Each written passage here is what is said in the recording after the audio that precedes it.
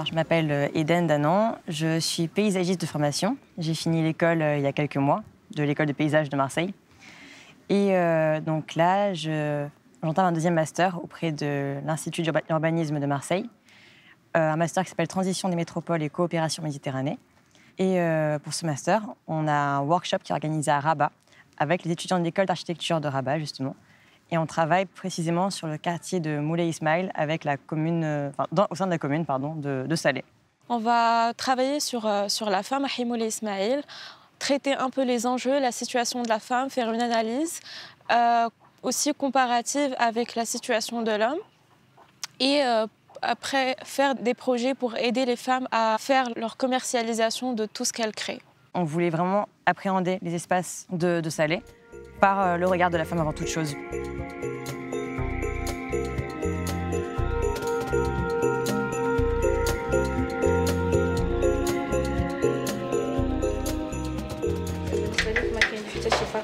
المرأة والراجل يعني بحال دابا الا هي بغات تخرج ولا هذا خصها بحال دابا الراجل واخا هكاك راه بغى يخرج راه غيخرج، المرأة خصها تاخذ الرأي دارت تاخذ الرأي ديال الزوج. ما خدات الرأي ديالو انا ما كاينش. راه عارفه باش تكون ساكنه مع العائله راه اخت سميتو واخا الطفل وتا العائله ضروري خاصك تاخذ الاذن من هنا فهمتي. لا عندها الحريه باش تخرج باش تخرج هكا لا فهمتي شنو بغات تقول بحال دابا شي بلاصه بعيده خصها تاخذ الاذن من عند عبوزها. واش كتخلي البنيته ديالك تخرج بوحدها؟ لا مع لا تتخرج غير المدرسه. بغينا نخرجوا حنا عائله. علاش حيت كتخافوا عليها ولا ما عارفه دابا المجتمع هادشي دابا اللي سميت ضروري ما تنخليو. كان مع شي تخرج مع مجموعه البنات تنشوف البنات اللي عاد تمشي معاهم داكشي صافي ولا مع باباها ومعنا وداكشي صافي. تتخافي على البنات باش فهمتي ولات الوقت صعيبه ما بقاتش كما كانت شحال هادي فهمتيني. اما دابا ماشي بحال دابا حنا كنا واخا كنا صغار يعني كنا قادين براسنا كنا تنخرجوا. انا خدمت ب8 سنين تعلمت هاد الحرفه 8 سنين عندي في عمري تنمشي نخدم ولكن بحال بنتي انا دابا بحال هاد الوقت هادي ما نقدرش نخليها. كتمشي بعدا المارشي واش انت اللي كديريه ولا الزوج؟ كنديرو انا والزوج ما عندناش مشكل اللي خرج وانا دابا كنخرج انا كنكلف البنيه ديالي كتقرا في نفس الوقت هي اللي كطيب هي اللي كدير كلشي. تنخليهاش كاين المره اللي ما كتوصلش تدير حتى القرايه ديالها لحقاش انا كنخدم كندي خوها المدرسه كنجي هي داك الوقيتات اللي كتكون جالسه كتقدر هي الشغل وكتعاون معايا. عندي بنت وحده هي اللي معاونه معايا كون كانتش معاونه معايا ما نقدرش نخدم انا.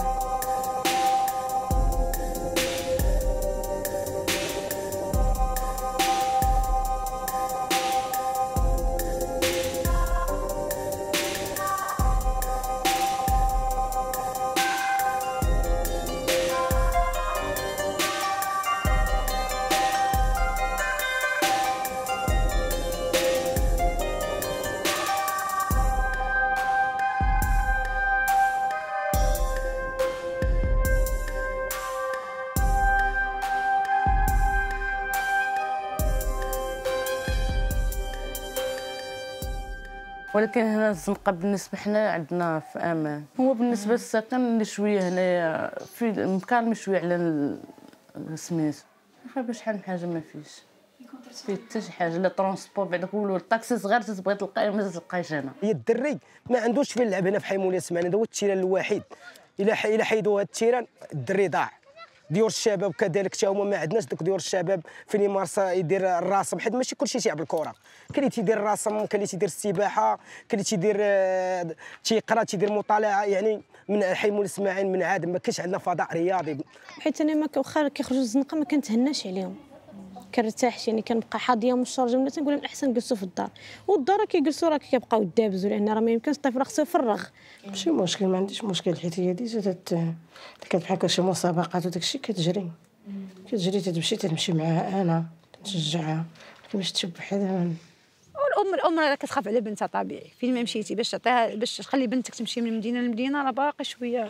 حنا يلاه كنخرجوهم من ديك القضيه ديال ما تمشيش بوحدك ما تخرجيش بوحدك. لا راه خصها تخرج خصها تعرف غير هي خصها تعرف شنو كاين. ولكن انت ما تبقايش عاوتاني ديرها في واحد القوقعه ملي كتخرج لمجال الشغل ولا المجال هذه كتبقى البنت مصدومه دايره ما فاهمه والو كتلقى راسها هذاك الجو اللي كانت عايشه فيه راه ماشي هو الجو اللي برا. لا راه خصها تعرف.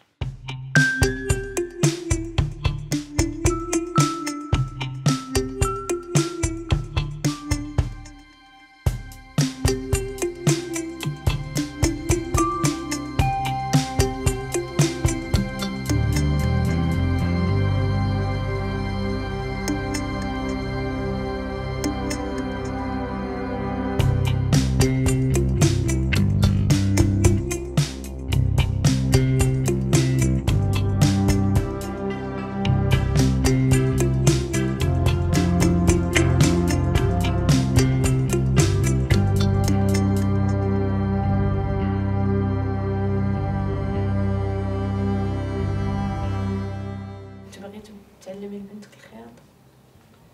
وتشوف هي اللي غيسلك ديرها، بحال شي حاجه لا تقد عليها هي اللي غادا تكون فيها مرتاحه دير. انا ما نقدرش نختار لها شي حاجه. من ناحيه اولا رانا ديما قلت داك الجانب السلطوي ديال لي بارون كيأثر على الوليدات. ما فام واحد الوقيته ملي كتكون عندها السلطه ديال لي بارون صعيبه كتولي انا بغيت نخرج باش نتزوج باش نمشي، ورغم انها كتغامر لانه خصها تختار واحد الزوج، وهنا ما كيختاروش الزوج، ما عندهاش الحق ما تختار الزوج، كيتسنى كالكان اللي كيجي يسول فيها. باقي عندنا الثقافه اننا خصنا حنا اللي كنبادروا، مع انه العكس، انا خصني نشوف اللي غنزوج بنتي ليه، ماشي العكس، ماشي اللي غيجي يتزوج بنتي. العلاقه والزوج ديالي مزيانه، مزيانين، غير الصعوبات هي ديال الخدمه ما كايناش وصافي. عندي الشقه ديالي معاهم وصافي، شاده انا وليدات ديالي. ساكنين نتوما في ايطاج وما وهذه القضيه ما كتخلقش لك انت مشاكل؟ كتخلق لي بزاف. مثلا بحال دابا خصني انا ساكنه في الدار ديال راجلي، خصني نتعاون معاه، ما كنلقاش، خصني زعما نزيد اتساع ولا شي حاجه، وليداتي كيكبروا ما نقدرش، ما كرهتش يكون عندي السكن ديالي، حيت هذاك ماشي ديالي. بحال انا نجوج ولدي بنتو ساكنه معاك وهذا واش غادي تعاملي معها؟ غادي نتعامل معها مزيان، ولكن غتكون هي عندها صعوبه وانا صعوبه، لحقاش حنا مجامعين، ماشي كل واحد في دارو. لا انا ما غنفكرش بحال الناس الاولين، انا غيكون عندي تفكير اخر، غنكون حيت كل واحد دابا حر، حنا كنا بحال كل واحد وكيفاش خصو يعيش. ما غاديش نحكم انا على بنت الناس نوري انا كيفاش غتعيش هي. الزوجه ديالي خدامه موظفه، بالنسبه للزاكتيفيتي عاديه بحال اي امراه في المغربيه كعافه عندها، واخا كتكون موظفه كيبقى عندها شغل البيت، الخدمه ديال البيت ضروريه، هذا الاطار ديال العمل ديالها. هي بحالي بحالها كنتعاملوا وفق واحد النظام معين، والحمد لله عندها الحريه التامه، ماشي بالضروره تمشي للحمام ولا غادا عند صاحبتها ولا غتجي، ولا مثلا كدير غير كتدي الوليدات مثلا في الغابه، حقاش حنا عندنا غابات هنا، ولا كتمشي تريني، ما كتشوف على حسب التوقيت ديالها، كان كيناسب الله يسهل عليها، ما كانش كيناسب راه كتسنى لي تكون انا معاها وكنمشي. انا بالنسبه ليا شنو دابا راه مستوى الوعي كيختلف، وماشي القرايه، راه كاين اللي عنده قاري ولكن المستوى ديال الوعي ديالو ما كيوصلش انه يعتبر هذيك الانسانه اللي هي شريكه حياته اللي كيبارطاجي معها اي حاجه في حياته، لا كيعتبرها جزء بحال البورتموني، جزء من خصها، ما يمكنش تجي حتى حاجه، ما يمكنش تجي عند لي بارون ديالها، ما يمكنش لي بارون يجيو عندهم في البيت، يعني حتى ربما حتى السبرديله ديالو هي خصها تنظفها ليه. المراه هي حد خلقها الله واحد الانسان كامل متكامل، بعيدا عن ديك الصوره النمطيه ديال المجتمع وديال الثقافه الاسلاميه بين قوسين، ماشي اللي جا بها الرسول، الاسلاميه اللي توارثناها، اللي هي نتيجه ديال واحد المجتمع ذكوري قاسي جدا.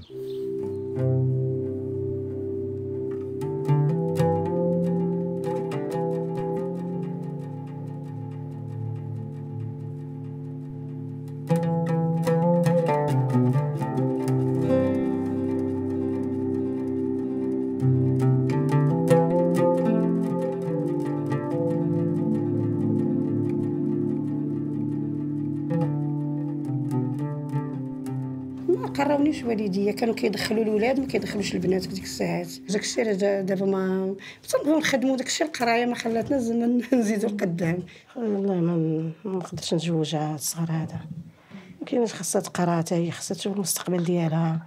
ما نعاودش انا هذا الشيء بحال دابا احنا تزوجت صغيره ما كنتش عارفه. وما فكرتيش تمشي ديري محو الاميه؟ كنبغي نديرها، ومع الشغالات كنخدم الوليدات، هذا ما كنلقاش الوقت، حيت السوق ما كيبغوش النساء يمشيو لي، انا الوحيده وسط الرجال. هذا مشكل. انا راه تيقولوا لي، راه حتى الكليان ملي كيجيو يشريو كيقول لي علاش انت دخلتي وسط الرجال؟ كنقول لها ماشي مشكل، انا مادام خرجت مادام الشغل انا راجل، شنو الفرق بيني وبينه؟ كنا خدامين، كنا كنعرفوا نخيطوا، كنا عندنا لي ماشين اللي غيديروا لك هو نديروا لك انا. انا شحال من واحد تيحقرني تيقول لي لا ما غتصايبيش ليا هذه كيف ما هذه، تنقول ليه حطها وسير بحالك، انا قاده بشغلي، مادام جيتي عندي انا علاش حل محل هنا باش انت انا في 2000 في 2004 دوزت الخياطه، انت واقيلا باقي ما كتعرف شنو هي الخياطه.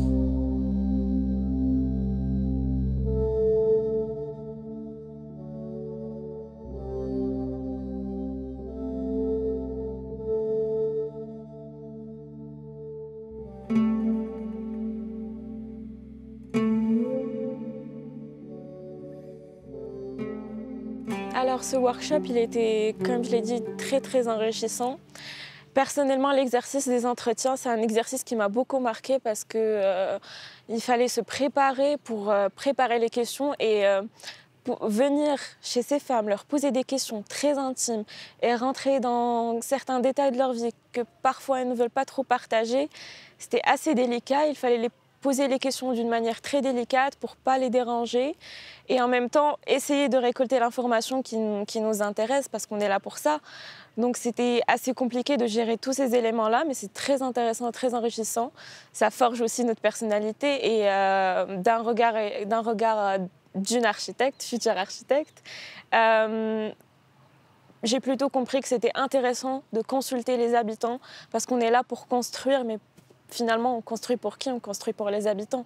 Donc la consultation, elle est très importante et il faut discuter au maximum avec tous les habitants de différents quartiers, aussi pas que Hayy Moulay Ismaïl.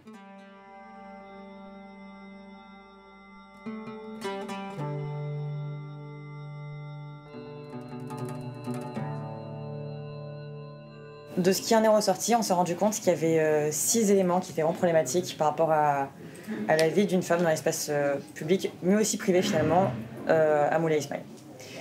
Tout d'abord, le plus important, le plus aigu, c'est l'absence de ressources financières. Ce sont des femmes qui souvent ne travaillent pas parce qu'elles doivent garder les enfants ou n'ont pas fait d'études ou de formation, donc ne travaillent pas et sont vraiment coincées par cette absence de revenus. Le second point, c'est la peur du regard de l'homme. Donc il y a souvent une absence à l'espace public ou en tout cas une dissimulation pour fuir ce regard. Le troisième point, il est corrélé au premier point, c'est-à-dire qu'il est lié à la garde des enfants ou leur gestion en tout cas, qui est souvent assez prenante pour les femmes qui monopolisent en fait une grande partie de leur vie, si ce n'est toute leur vie, sur les profils. Le quatrième porte sur l'accessibilité, donc avec soit des femmes handicapées qui du coup ont des problèmes par rapport à ça, soit des femmes aidantes, puisqu'on a découvert que 90% des aidants sont des femmes, donc c'est quelque chose qui est très important, qui prend une place extrêmement conséquente dans leur vie. Le cinquième est la surpromiscuité, donc à savoir le fait que maintenant, en fait, les familles vivent souvent, en tout cas dans ce quartier, vivent souvent extrêmement entassées dans un même bâtiment, avec parfois des fils qui restent dire chez leur mère, même à l'âge adulte, etc., ce qui va créer des tensions, des conflits même parfois ouverts au sein de ces foyers où les gens sont trop proches et un espace trop réduit. Et enfin, un sixième point, c'est l'absence d'espace extérieur, d'espace public, d'espace de rencontre en fait, pour ces femmes et pour leurs enfants aussi, qui fait qu'elles peinent à créer du lien social. En gros, voilà, ce sont les 6 problèmes qu'on a soulevés, les plus aigus en tout cas, ceux qui ont à l'antenne repensé. Nous invitons un peu plus la femme à faire le tour du quartier, à se sentir accueillie un peu par l'espace, en lui créant tout un parcours qui justement relie entre tous ces espaces-là qu'elle fréquente quotidiennement. Donc notre parcours commence logiquement par l'entrée du quartier. On passe par l'ancien marché qui est à l'entrée. On passe directement par la suite au parc pour arriver verticalement vers le rond-point. Et encore, on repart verticalement vers le terrain de foot qui va être aménagé par le groupe des enfants. Donc il y a toute une logique derrière la création de tout un complexe sportif. C'est un complexe sportif qui peut aussi accueillir des espaces publics, mais à échelle très réduite. Comme ça, on change un peu le cadre, parce qu'on a eu aussi des parents qui disaient que mes enfants, je ne les emmène pas vers ce terrain de foot parce que le cadre ne me plaît pas. Donc j'ai envie que mon fils ait le temps de faire son sport et que moi aussi, je passe un bon moment. Donc en améliorant le cadre, on invite aussi les parents à sortir et à se déplacer un peu dans le quartier.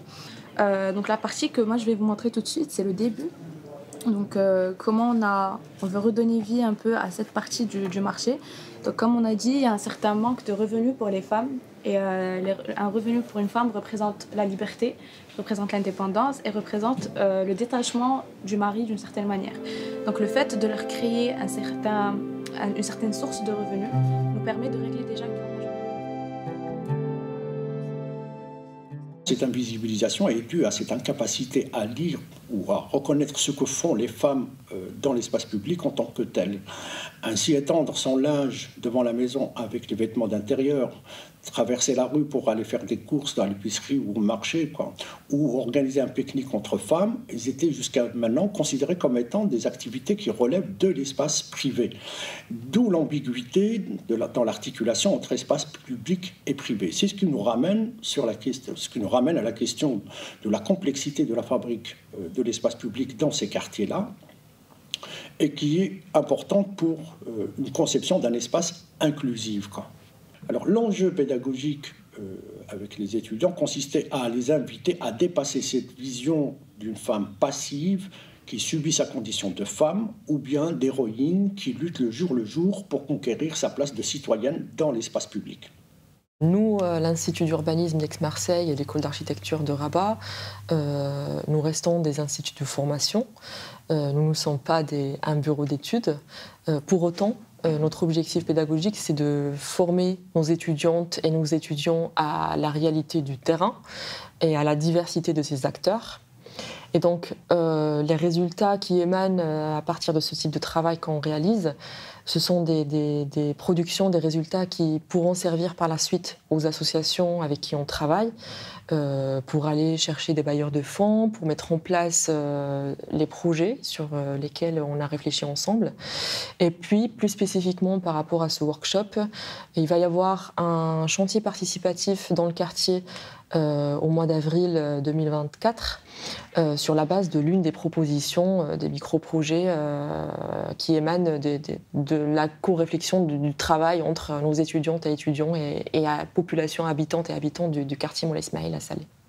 Donc cette approche sensible qu'est la nôtre dans l'observation des usages de l'espace public, qui est une approche qualitative, impliquant les habitants, impliquant les différentes catégories sociales, elle permet de repérer un certain nombre de discriminations et que ces discriminations, c'est de notre point de vue une lecture de ce qui relève de l'injustice sociale.